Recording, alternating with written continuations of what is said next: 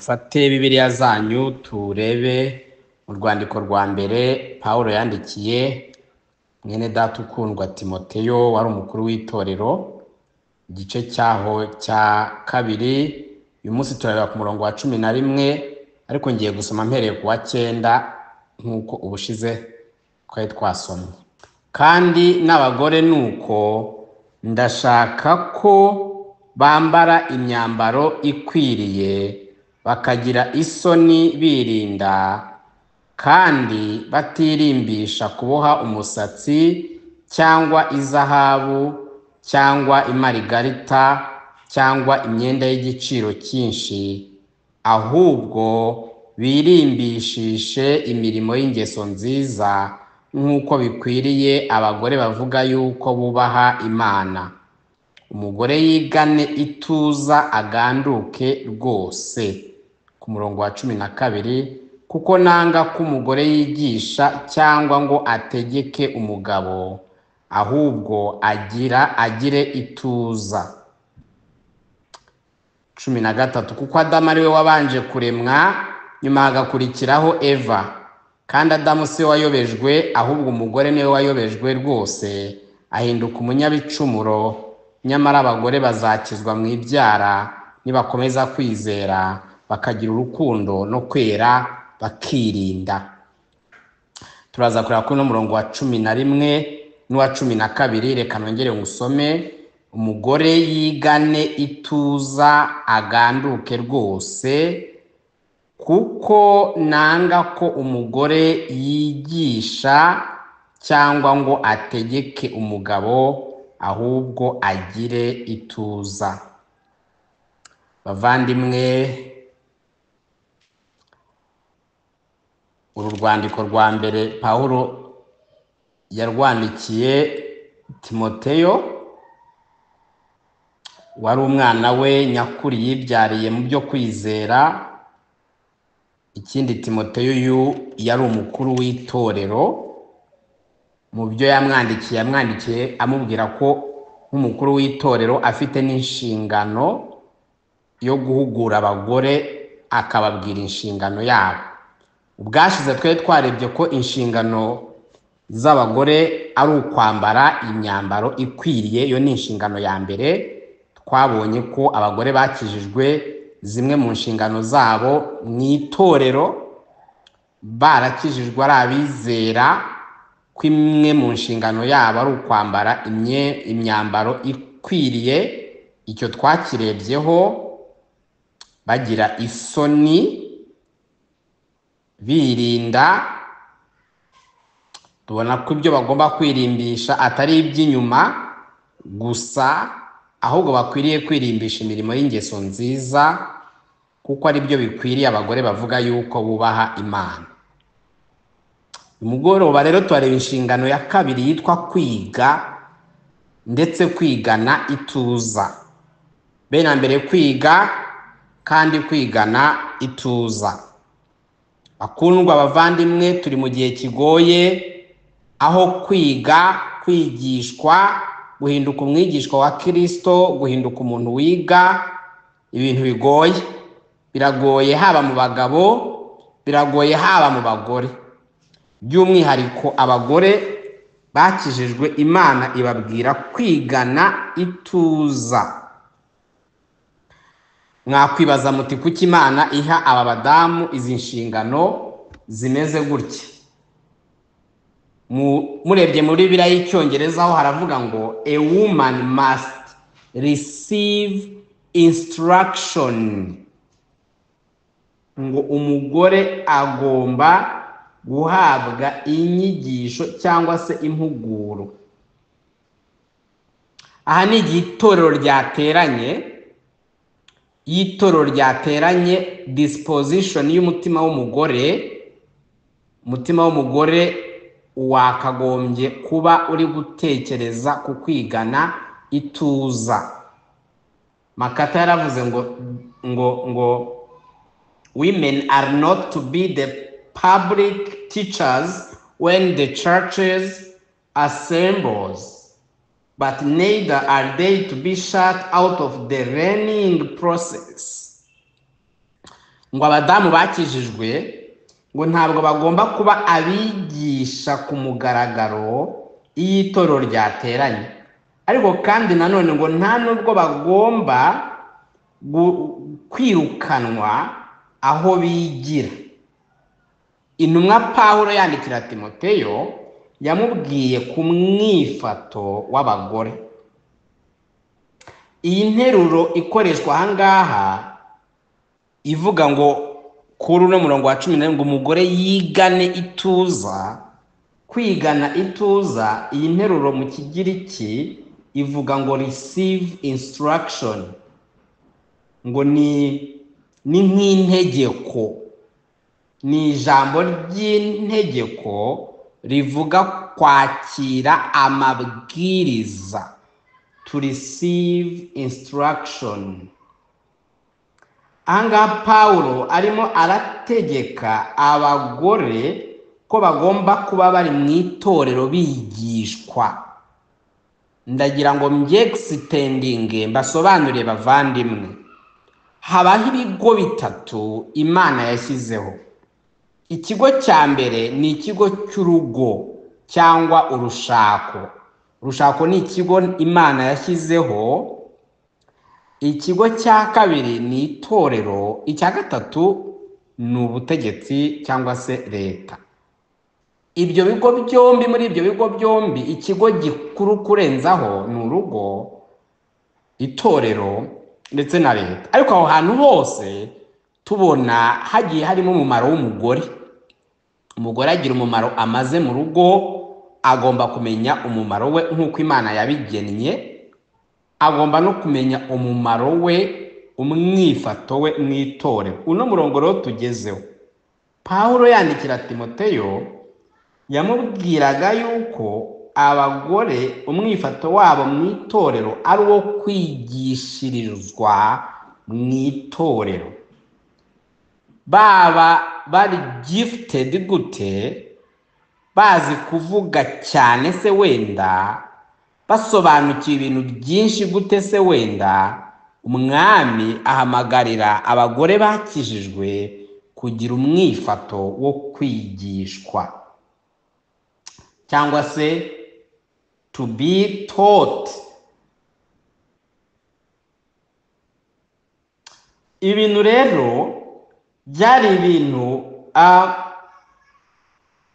that was a novel concept, cyari nk'igitekerezo gisa nk'aho ari gishya ku bagore bakijijwe, kubera yuko baba ari abagore b'abayahudikazi cyangwa abagirikikazi, n'ubundi ntabwo abagore bari basanzwe ari abantu bahabwa umwanya cyane mu makoraniro y'abantu. Ariko by'umwihariko ntabwo imico yabo yababuzaga kugira ibyo bavuga, kuvugira aho hantu. Ariko tubona ko bigera mu itorero abera bateranye bakabuzwa kwigisha ku mugaragaro. Nibyo koko hari imico yafataga abagore ikabakandamiza, nibyo koko wenda hari ahandi bazamuraga abagore, ariko ntabwo ikintu Pawulo arimo aravuga ahangaha ari ukubakandamiza cyangwa se kubima ijambo cyangwa se kubabangamira cyangwa se gutekereza yuko badafite ubwenge cyangwa nabo nta bintu babasha kuvugira ku mugaragaro. Oya, ntabwo ari byo rwose. Ahubwo arimo arababwira ngo ku byerekeranye n'ubuyobozi, haba mu by'imyigishirize no mu kuyoborwa kw'itorero, yuko abagore bagomba kugira umutima wo kwigishwa, ntibashake kuba abigisha. Iyi ni inshingano yabo, ngo umugore yigane ituza.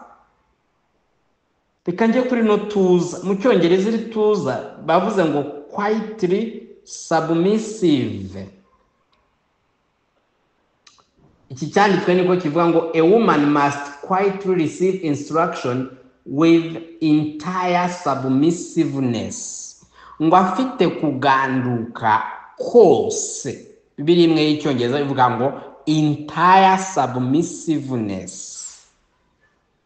ahandi bakavuga ngo with an effort to submit or to line up under, cyangwa se gushaka kwishyira munsi y'ubutware bwo kwigishwa. Akaba afitiye umutima, nta kantu kamutera mu mutima ngo kamubwire ngo wabitavuga neza, wabikora neza kurenza wenda uriya muntu, ngo abagore bagomba kuba batuje. Mu yandi magambo ngo agomba kwiga atuje.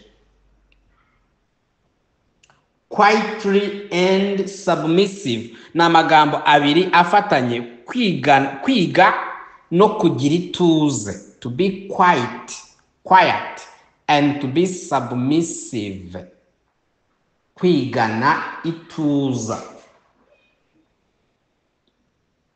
Ibi bintu bavandimwe ni ibintu bikomeye, kuko Pawulo abivuga igihe itorero ryateranye.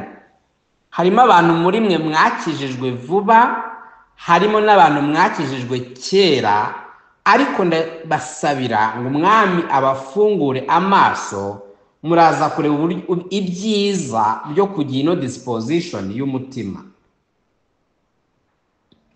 Pawulo avuga aya magambo ayabahuguza, ababwira ko bagore ari inshingano z'aba bagore bakijijwe. Abwira Timoteyo ngo ubibigishe, ubabwire ko igihe itorero ryateranye umugore agomba kwigana ituza, aganduka rwose, quietly submissive.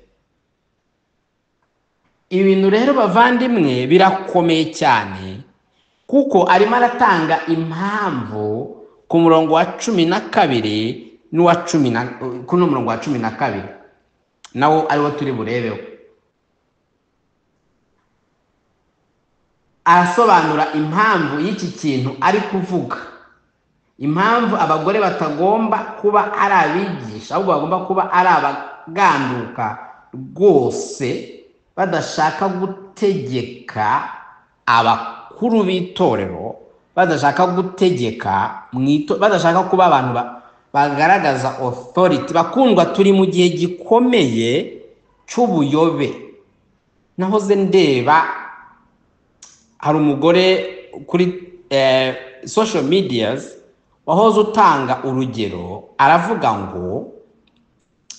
ngo yajyaga ajya mu ivugabutumwa akazenguruka za Gitarama n'ahandi, ngo kugeza ubwo ngo umugabo we ngo yaryamanaga n'umukozi we, ngo kugeza ubwo ngo mu rugo rwiwe ngo havukiye abana 13 babyawe n'umugabo we ku bakozi bagiye batandukanye, ngo ari mu murimo, akavuga ngo yari ari mu murimo w'Imana. Mukundwa rero wera, naho wabuze kubwiriza nk'umumarayika, naho wabuze no gukora n'ibindi bintu, sinjye simvuga no kubwiriza gusa, n'ibindi bintu waba ujya gukora muvandimwe, noneho bigasimbura inshingano zawe zo mu rugo, icyo ni igihombo gikomeye cyane.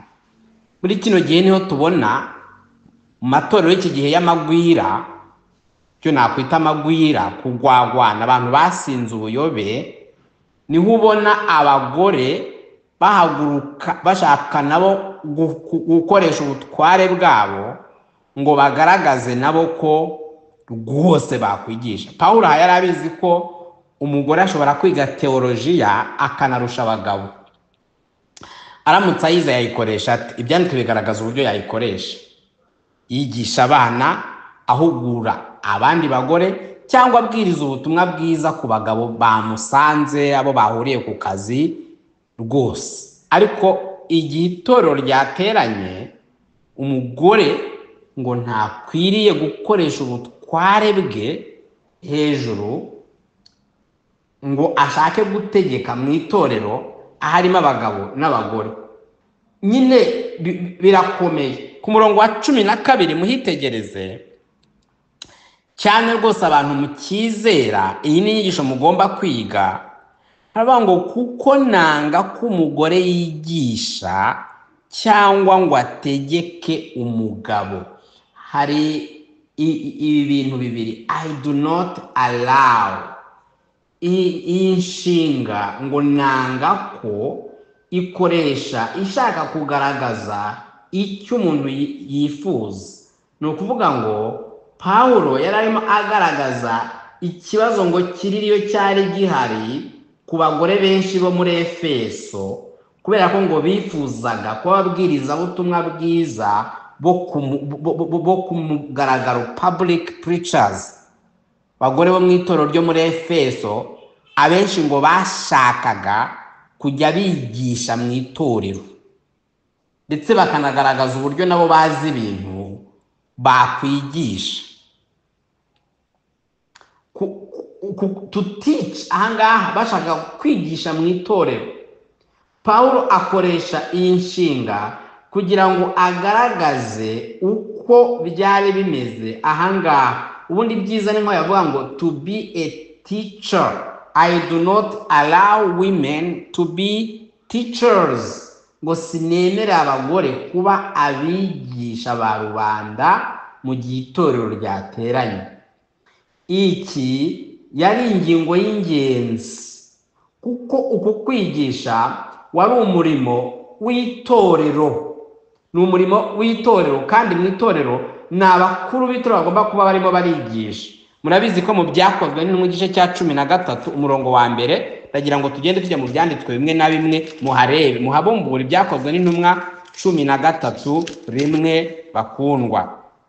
Aravuga mu itorero ryo muri Antiyokiya hariho abahanuzi n'abigisha, ari bo Barinaba na Simoni witwaga Nigeru, na Lukiyosi w'umunyakureni, na Manayeni wareranywe n'umwami Herode, hariho na Sawuli.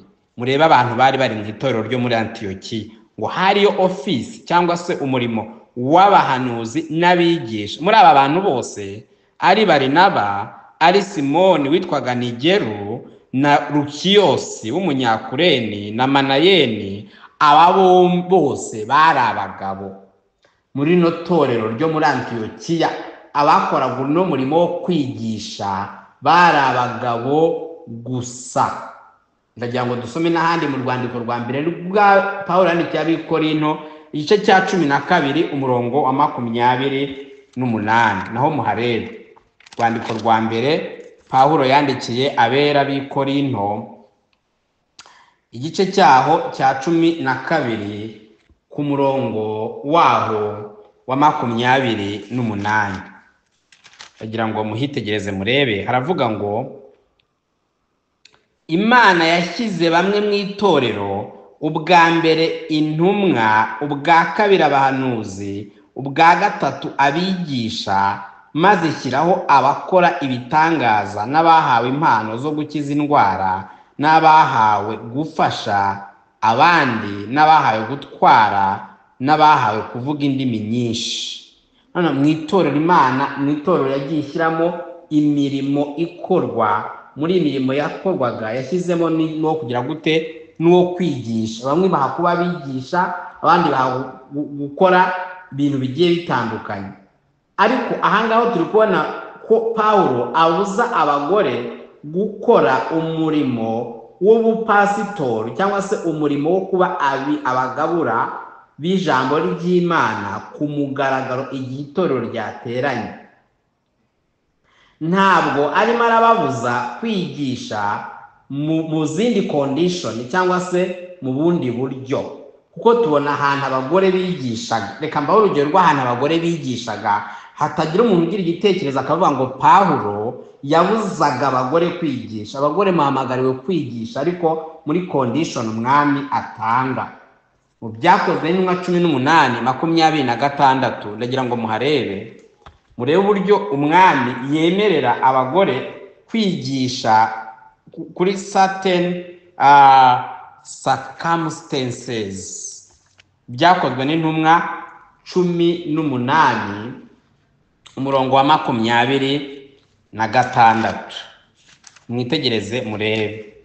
Haravuga ngo kuri 26, atangira kuvugira mu masinagogi ashize amanga, maze Pulisikira na Akwila bamwumvise bamujyana iwabo, bamusobanurira inzira y'Imana kugira ngo arusheho kuyimenya neza.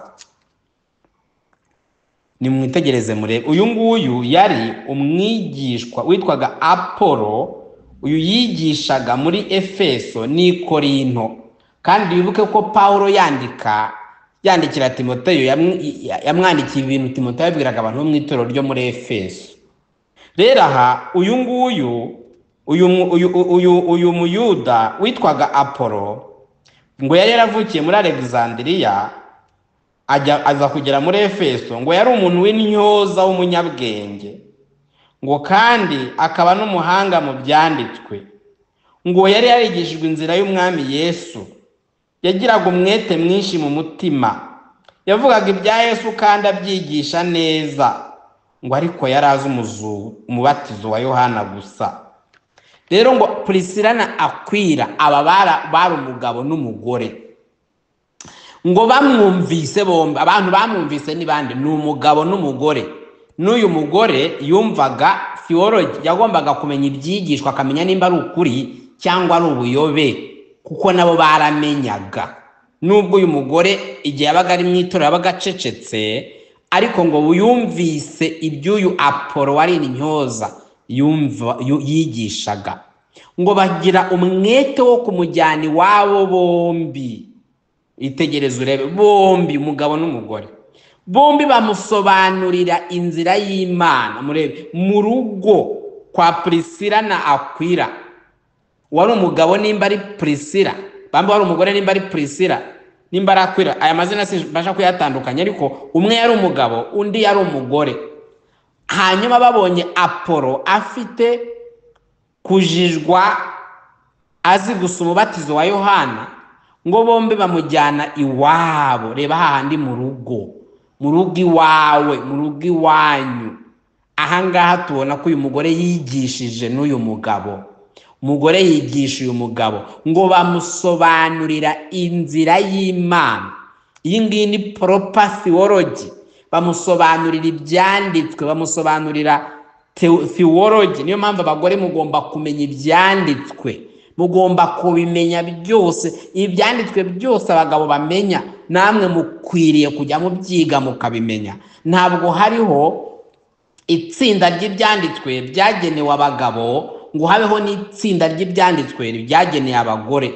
Ahubwo abagore bera muri Kristo Yesu muhamagarirwa kumenya ibyiremwa, kugeza igihe mukamenya ibyo kugwa kwa muntu, ibyo gucungura muntu, ibyo kumutsindishiriza iby'itorero, mukamenya ibyo mu gihe kizaza, mukamenya iby'imperuka, mukamenya ibya eschatology. Abagore mukwiriye kumenya ibyo kwizera mushikamye, kuko uyu mugore yamenye ibyo kwizera, abasha gukosora uyu mugabo wari intyoza, ari umwigisha, ngo bamujyane iwabo.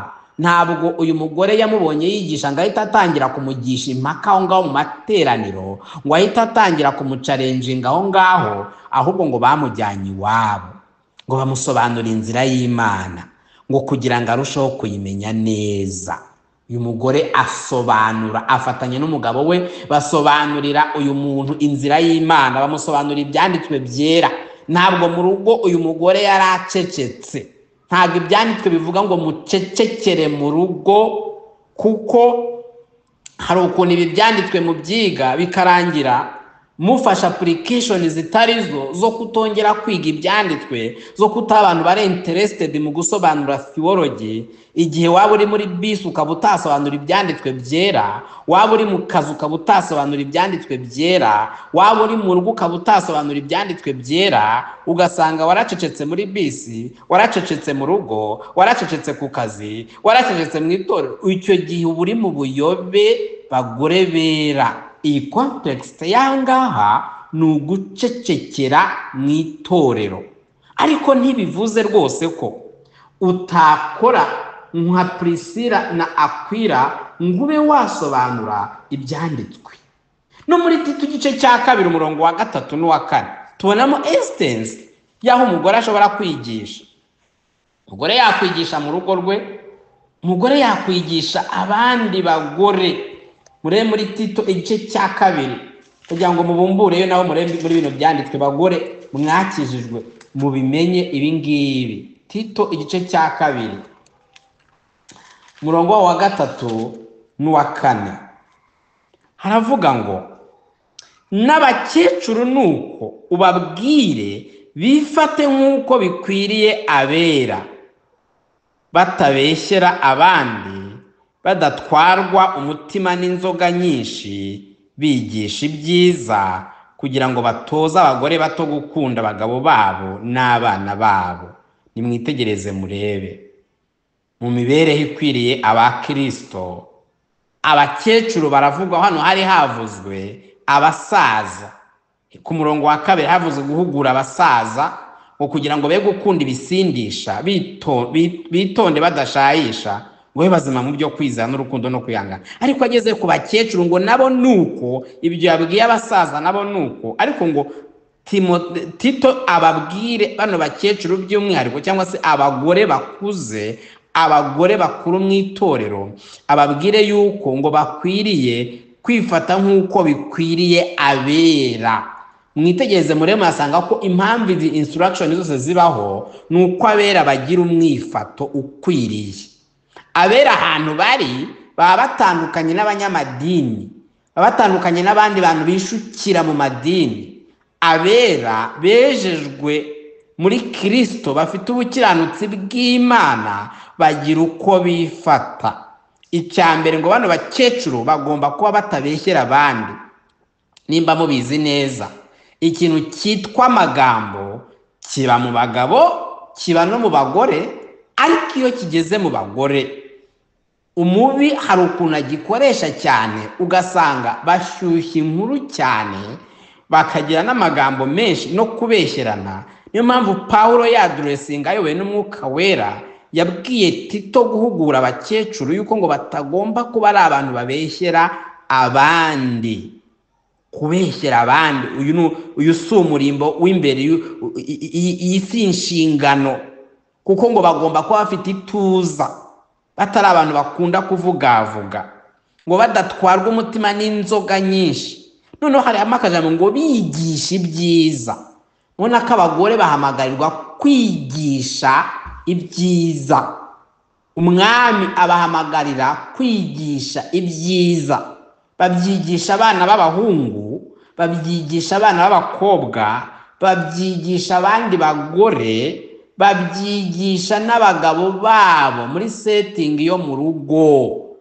Muri setting yo mu rugo, cyangwa se igihe muri mu rugo, mushobora kuganira kandi ukigisha ibyiza. Kwigisha ibyiza, anga kwigisha ibyiza ni kimwe ngo no kwigisha ingeso nziza. Ntabwo ari igitabo cyitwa ibyiza uzatangira kujya wigisha, ubwo ni ingeso nziza abakureba bagomba kukwigiraho, kwigisha ibyiza. Ngo impamvu ni ukugira ngo batoze abagore bato. Gutoza, it's like instruction, ni ugutanga isomo, ni ugutanga amabwiriza ngo batoze. Train ni nko gutraininga, ni amahugurwa. Ni ukuvuga ngo abagore bakuze, mwebwe mwakijijwe kera, bene data bajya badebatinga ngo ese uku gukura ni ugukura mu myaka cyangwa ni ugukura mu mwuka, mu byo kumenya umwami. Ntekereza ko ari byombi, kuko umugore wakijijwe afite imyaka 20, iyo agize 60 akijijwe, aba yarigishijwe byinshi n'umwami. Harimo gukura mu mwuka, hakamo no gukura mu mubiri. Hari context y'amatorero hatari abakecuru wenda bakuze mu mubiri, ariko hakaba hari mwebwe abagore mwumvise ibyigisho kera mugakomeza mubyumva. Haba harimo abakecuru. Mwene data, nimba uri umukecuru, izi ni inshingano Imana iguha. Ntabwo iguha kuba umukuru w'itorero, ntabwo iguha kuba umupasitori, ahubwo iraguha kuba umuntu wigisha ibyiza, ugakunda gutoza abagore batoya. Murebe, izi ni inshingano z'itorero yuko abagore batoya batozwa. Train, to be trained. bagomba gutozwa ibyigisho bigera kuri bingahe. Icya mbere batozwa ni ugukunda abagabo babo, training in marriage. Abagore bakijijwe bakagombye kuba bafite ibyifuzo basengera, ati ni gute nakunda umugabo wanjye. Ibi byo gukunda umugabo biratozwa abavandimwe, kubera yuko mukura muri abantu bikunda, mushaka no kwikunda, mushaka no kwireba. Rero mwe mwakijijwe, mwebwe mwitwa bera baziranenge, ibyanditswe byera bivuga neza ko mukwiriye gutozwa gukunda abagabo banyu. Abagore bakuze bafite inararibonye mu rushako, abagore bakuze bazi ibyanditswe byera bivuga, bagomba kubaho batoza abagore bato gukunda abagabo babo. Bakundwa, iyi ni privilege iba mu itorero.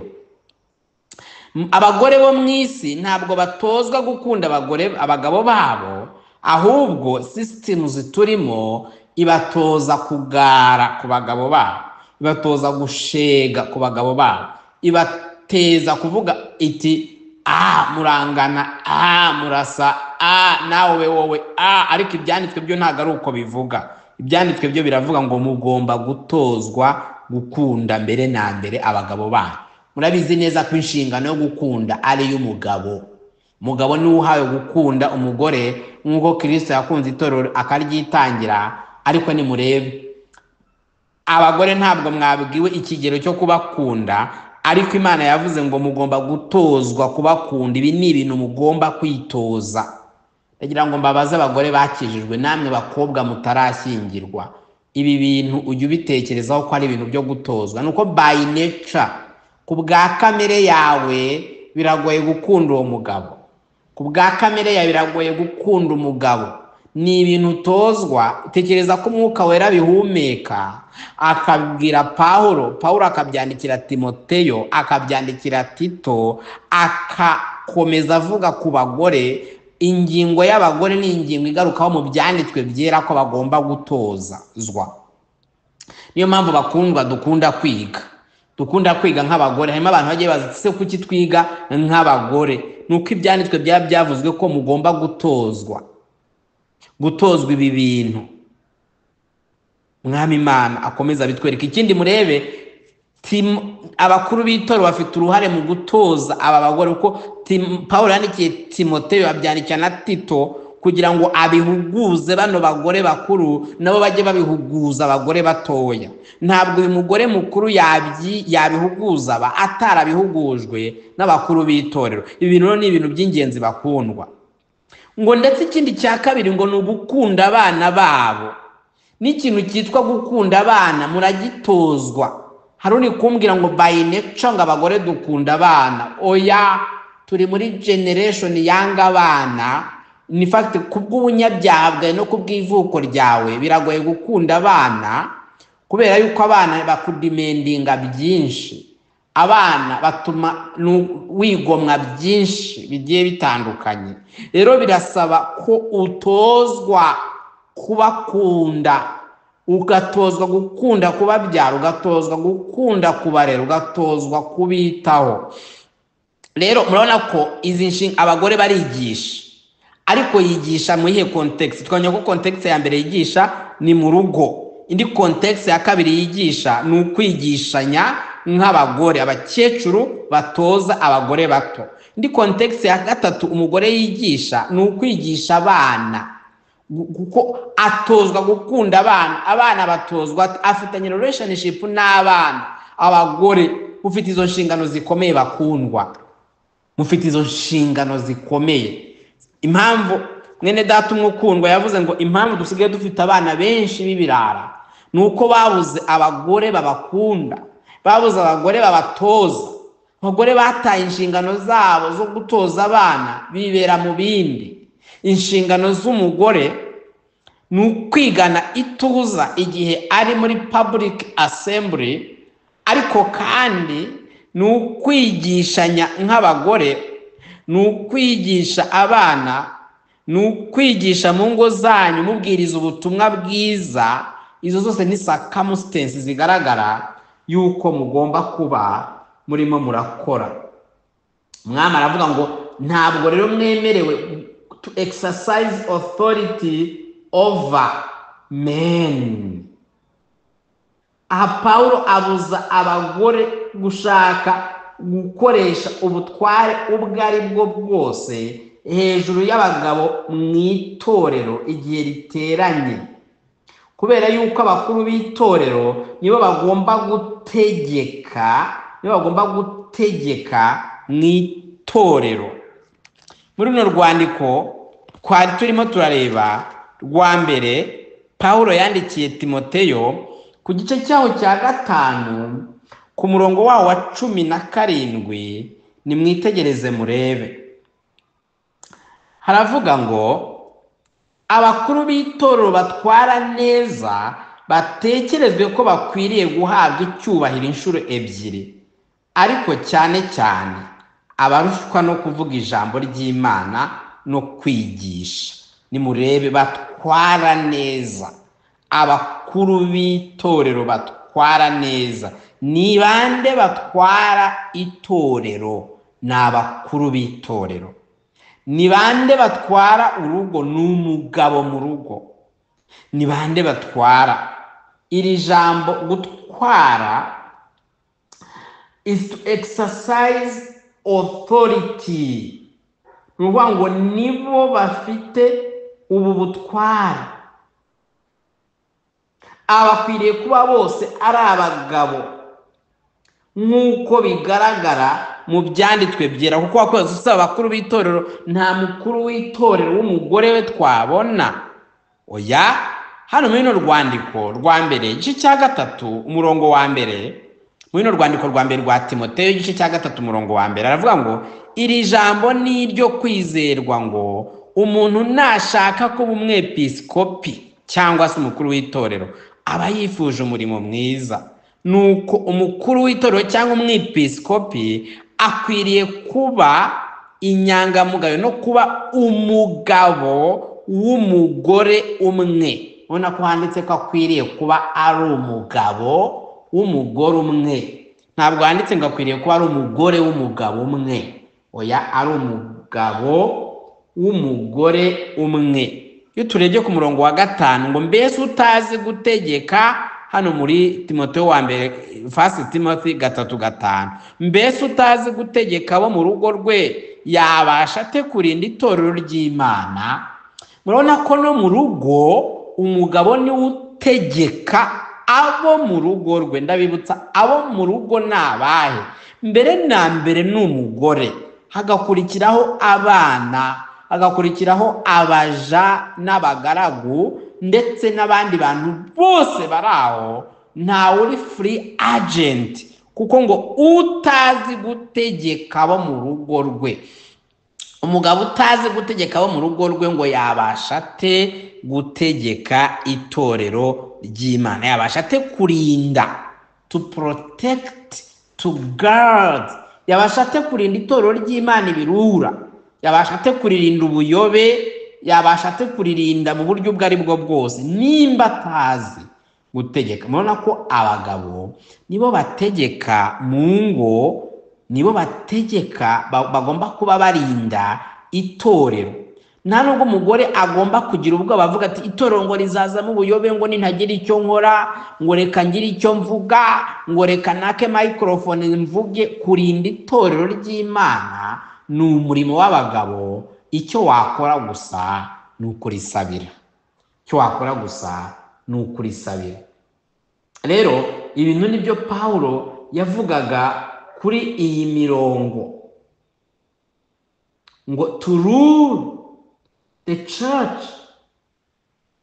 Ibi biraboneka neza kuko aravuga ngo bagomba ngo kuba to remain quiet. Hano kuno murongo wa 11 kuri uku guceceka, to remain quiet, ni uguceceka no mu mutima. Ntabwo ari uguceceka gusa ku munwa, ariko mu mutima afite ikirundo cyangwa se ikibatsi cy'ibitekerezo biri kumurwaniramo ku buryo adatuje, akaba atari no kwigana ituza. hano guceceka gufite quality ebyiri. Mbere na mbere ni uguceceka yibuza kwigisha ku karubanda mu materaniro y'abera, ariko kandi icya kabiri ni uguceceka mu mutima wiwe, akaba adafite ibitekerezo bindi biri kumurwaniramo, akaba atari kugira intambara zo mu mutima, ahubwo akaba yarakiriye igeno ry'Imana, ari umugore utuje. Imana ikunda mwene uyu mugore utuje. Abavandimwe, turi mu gihe abantu bakunda kuvuga, abantu bakunda kwisobanura, abantu bakunda kugira icyo bavuga ku kintu icyo ari cyo cyose. Turi mu gihe n'abagore bubatse ingo, mu kintu cya mbere kibagora ari ukumanaginga amagambo bavuga, ariko mu materaniro babwirwa kuba batuje. Ndetse ariko kandi ni quality Imana ibwira abagore bakundwa bera. Iki ni ikintu rwose kizabafasha, haba ari mwebwe mwashyingiwe namwe mutarashyingirwa. Reka mbaho urugero. Byanditswe byera bigaragaza urugero ngo rw'umugore ufite umugabo utizera, yuko ngo ikintu yarwanisha atari ukwirwanaho no kuvuga amagambo menshi no gushaka kwisobanura. Ese ni ukubera iki ibyanditswe bibuza aba badamu bakijijwe bikabuza kwisobanura? Nimurebe intumwa Petero nawe avuga ku nshingano y'abagore mu gice cyaho cya 3, urwandiko rwa mbere rwa Petero ku murongo wa mbere, ndagira ngo muhabumbure muhasome. Haravuga ngo namwe bagore nuko mugandukira abagabo banyu, kugira ngo nubwo abagabo bamwe batumvira ijambo ry'Imana, ngo bareshywe n'ingeso nziza z'abagore babo, nubwo baba ari nta jambo bavuze. Hari ukuntu Imana ikomeza igaruka kuri aya magambo, igatanga n'ikigereranyo cy'umugore ufite umugabo utizera, ufite umugabo w'umupagani. Aha ntabwo ari utizera ufite ingeso nziza, utizera uri violent, utumvira ijambo ry'Imana. Ngo umugore ngo waba ufite uyu mugabo nawe ntagomba kugira ubwoba bwo kumugandukira. Njya numva abagore benshi bakunda kuvuga ngo impamvu ngo ntagandukira umugabo wanjye, ngo n'impamvu ngo ntaganduka, yenda niyo yaba atarashaka ari umukobwa, ngo aramutse ari umugabo ngo rwose utumvira ijambo ry'Imana, ngo uyu nguyu ngo nta kintu ngo namwumviraho. Ariko murebe Bibiliya itanga umuti mwiza, itanga counseling iri biblical, ivuga ngo mwene uyu mugabo naho yaba ari ibandi cyangwa ari mube ate, ngo areshwa n'ingeso nziza z'umugore we. Ingeso nziza ahangaha ni wa murimbo w'imbere. Twabonye ko ngo umwe mu murimbo w'imbere ngo ni ukwirimbisha imirimo y'ingeso nziza. Ngo umugabo naho yaba atumvira Imana, ngo ashobora kureshywa.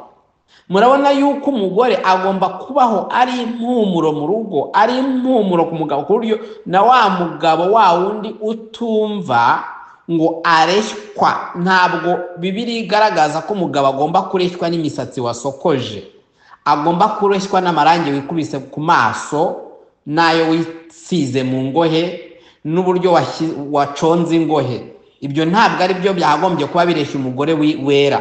Nta nubwo umugore wera bigomba kuba bireshya umugabo we ari ukuvuga, ari ukuba afite igitabo cy'ibisobanuro birebire ukaba wabashije kwisobanura.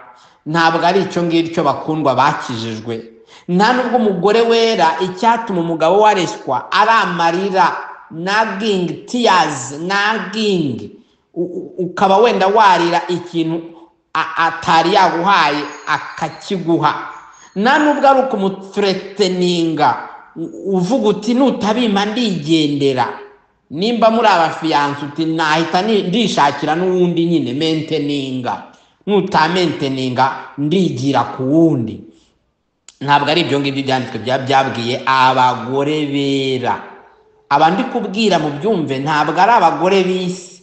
Umugore w'isi urimo urumva ibi bintu arenda kuntera ibuye, arimo arambwira ngo ngo ibyo ngibyo ngo kamere yanjye ntibishaka, ngo ibyo ngo si byo nshaka. Nawe nimba uri kumva atari byo ushaka, ndagira ngo ubirebe mu byanditswe byera, kuko ibi byanditswe byahumetswe n'Imana biranduta, namwe birabaruta, kandi ni ukuri mu byo bivuga. Biragaragaza yuko ngo aba bagabo baba batizera batareshwa no kubigisha, atareshwa no kumuha amasomo. Hari amasomo umugore ashobora gutanga yavuze, hari n'amasomo atanga atavuze mu buryo bw'ibimenyetso. N'igihe wakwirakaza kugira ngo umugabo waze kubibona ahindure mind. Bavandimwe, murebe disposition, ibi bintu bikwiriye ngo abagore bera, ibintu bikwiriye abagore bera ngo ni ukwigana ituza. Ngo ahanga ngo abagabo ngo niyo baba abapagani, ngo aramutse ngabonye ingeso zanyu zitunganye, ngo zifatanije no kubaha. Mbere na mbere imigirire, ingeso zitunganye, ahangaha ni position y'umutima. Mbere na mbere ni kuba umuntu atuje. Kugira ituza ni ukugira disposition y'umutima ufite ingeso zitunganye muri wowe, mudafitemo gusharira, mudafitemo kubira, mudafitemo amagambo yo muvugira mu matamatama y'ingingimira. Ahubwo ngo uyu mugore, bavandimwe, wera, ndi kubwira umugore wera. Umupagani we ibi bintu ndi kukubwira birarenze. Kandi uyu mugore rero ukubwirwa ni umugore waba ufite umugabo, waba ari umupagani yaba ari umukirisitu.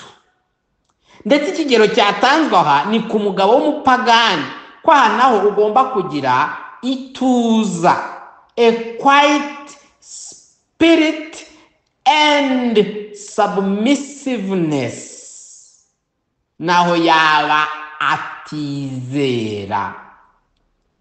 Bakundwa, ibi ndabibahuguza, bako tugeze mu gihe gikomeye, ingo zisenyuka. Tugeze mu gihe gikomeye, abantu batangira gusenya bakiri muri fiançailles, abantu bagatangira kurwana bapfiki amagambo mu ngo, amagambo. Kandi ibyo birimuka bikagera no mu itorero, amagambo. Kubera iki? Bakundwa bashiki banjye muri Kristo, ni mu developing uyu mutima wo kugira ituza. Ituza, aha kugira ituza bivuga reaction umuntu agira no ku bintu byo muri iyi si. None se tuzubaka inzu dute? None se nzigane? None se abana bariga bate? None se kuri kunsobanurira ubu ngubu tuzakora ubukwe dute? None ugasanga ntusinzira, urahangayitse, ntatuza. Wagera no mu materaniro nabwo ibyo bigishije ntubu byumva, ukavuga uti ndashaka kuvuga. Bavandimwe, Imana ibabwira kugira ituza, mugaturiza muri Kristo. Mbere na mbere iri ni ituza atari ugucecekesha umutima nama, ahubwo ry'ibyiringiro byo muri Kristo, mukajya imbere y'Imana. Twize umugore witwaga Hana ngo yaririraga Uwiteka, ngo akarira ngo kugeza ubwo iminwa yiwe ngo yanyeganyegaga, ngo n'umutambyi akamubona nabi, akamugirira misunderstanding, akibaza ati se wasinze? Ariko ngo ntiyari yasinze.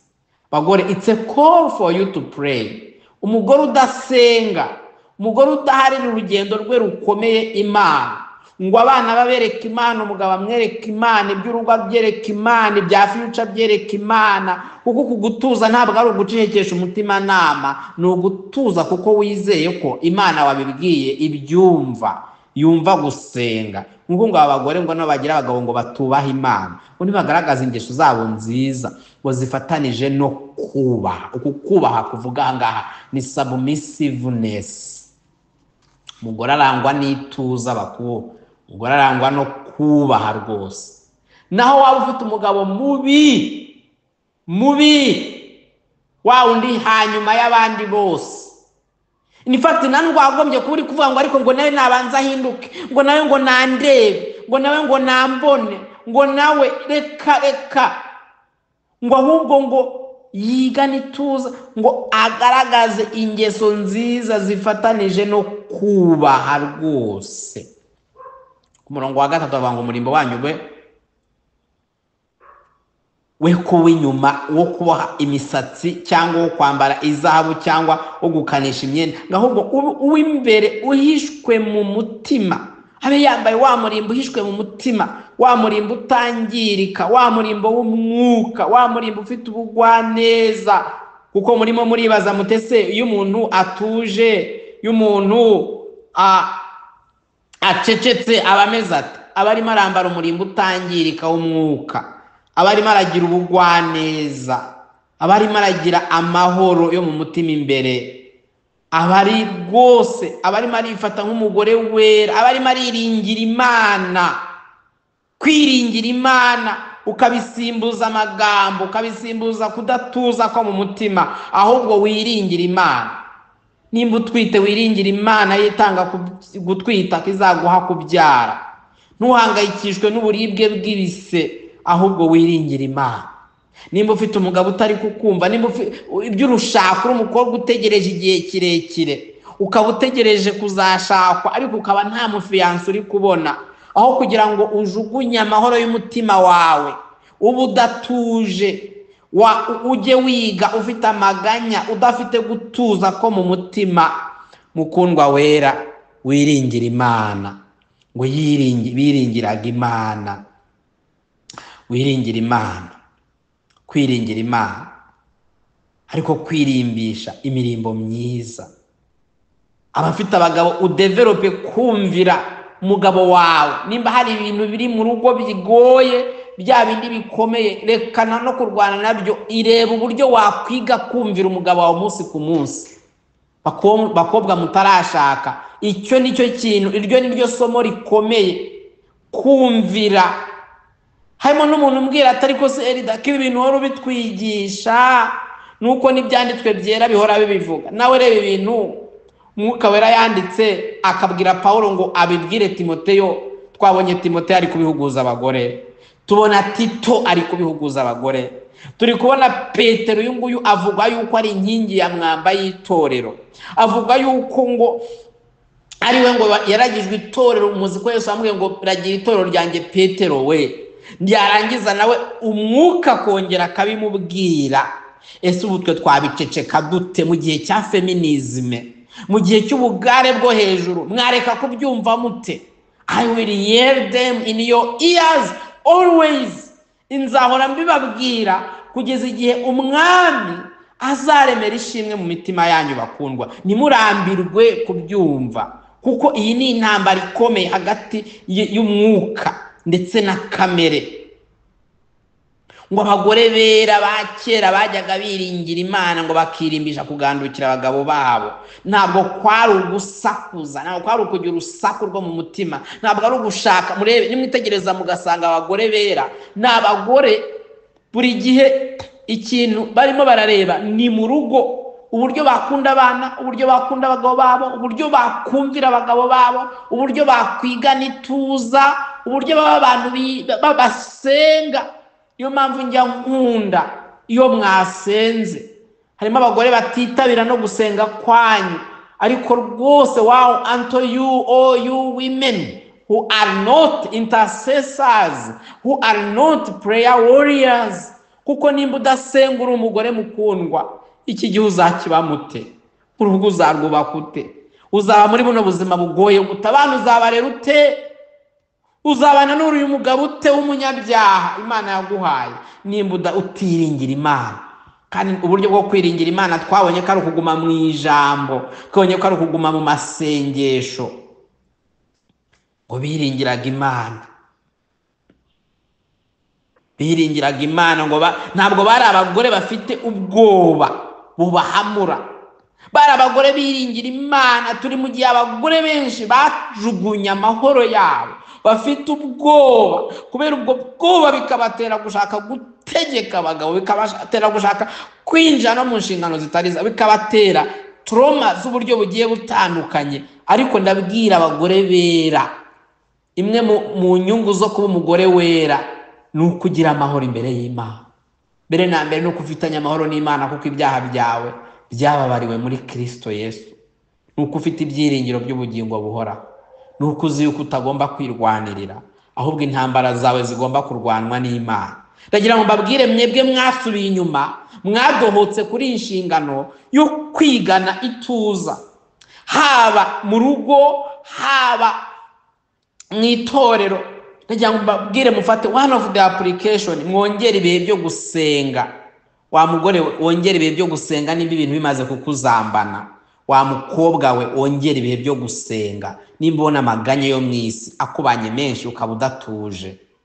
Umugore ubasha kuba umugore ukwiriye, mwa bakobwa mwe mutarashaka, n'utuje mu mutima wiwe, atari uwiganyira ngo nzarya iki, ngo nzambara nte, ngo nzigane, ngo kariya yanjye, ngo akaba afite kwiganyira. Ahubwo ibyo akennye byose ajya imbere y'Imana arira ayingingira. Ya Mana yumva Hana, Imana yumva abagore, Imana twabonye ko yumvise na Hagari igihe Aburahamu yari amwirukananye n'umwana wiwe, ngo arataka cyane, Imana yumva kurira kwiwe. Tubona Imana yumva amasengesho y'abagore cyane, ndetse n'ikimenyimenyi Imana yabwiye abagabo ngo yuko ngo niba tumva abagore babo ngo bakunde nk'uko bikwiriye, ngo ibyo bizababera inkomyi ku masengesho yabo, kuko amasengesho y'abagabo ntabwo yakumvirwa mu gihe abagore batafashwe neza.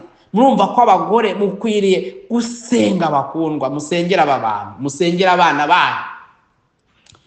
Twize Yokebedi nyina wa Mose uburyo yasengeraga uyu mwana, uburyo yabaye umugore w'intwari. Yemwe bakundwa bera muri Kristo, ndabasabira kubw'imbabazi z'Imana ngo muhinduke abo bagore.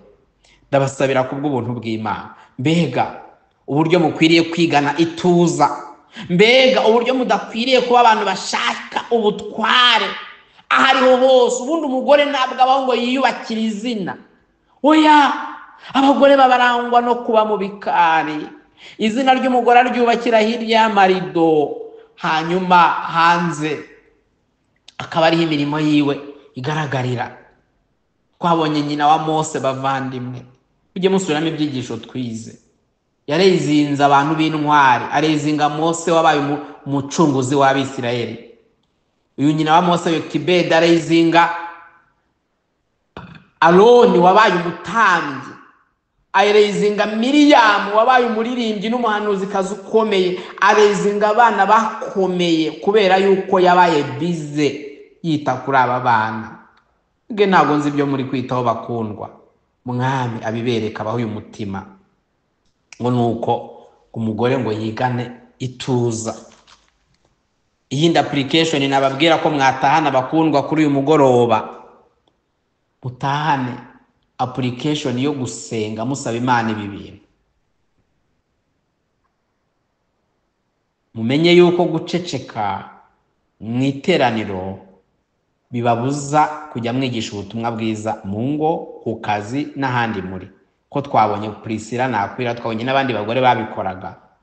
Bakundwa mwe mwacecetse, mutakigisha ubutumwa bwiza, mutakiga, mutagisoma ibitabo, mutagishaka kunguka kugira ngo mumenye theology. Wakwiga theology, wayimenya systematic theology, wayijyamo, wakwiga ibyanditswe mu buryo bwimbitse rwose. Mukundwa bifite umumaro cyane, ko tubona ko Akwila na Priscilla bafashije Apollo bamujyanye mu rugo rwabo. It's a call for you to study more and more. Murakoze, reka nsenge.